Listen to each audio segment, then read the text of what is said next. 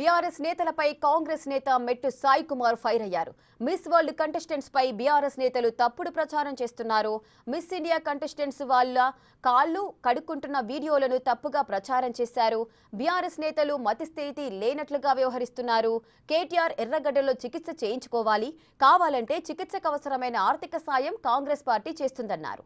ప్రపంచ స్థాయిలో తెలంగాణ నుంచేందుకు సీఎం రేవంత్ రెడ్డి ప్రయత్నిస్తుంటే రేవంత్ రెడ్డికి పేరు రావడం చూసి ఓర్వలేక బీఆర్ఎస్ చిల్లర రాజకీయాలు చేస్తుందన్నారు.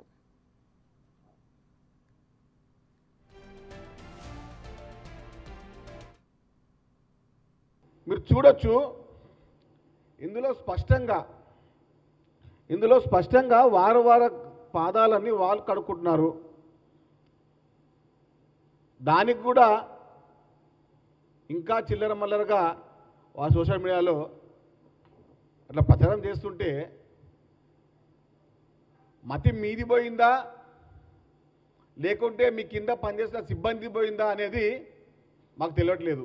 కల్వకుంట్ల తారక రామారావు గారి మతి స్థిమితం లేని మాటలు మాట్లాడుతున్నారు కాబట్టి వారు ఎర్రగడ్డ హాస్పిటల్లో తగు చికిత్స చేయడానికి ప్రభుత్వం తరఫున అదేవిధంగా కాంగ్రెస్ పార్టీ తరఫున కూడా మేము మాకు తోచిన తగు సాయం చేస్తాము. తెలంగాణ రాష్ట్రాన్ని ప్రపంచ స్థాయిలో గుర్తింపు తీసుకురావాలనే ఉద్దేశంతో అటు భారత్ సమ్మిట్ కానివ్వండి, ఇక్కడ మిస్ వరల్డ్ పోటీలు కానివ్వండి నిర్వహిస్తుంటే ఓర్వలేక చిల్లర పనులు చేసుకుంటా ఉన్నారు.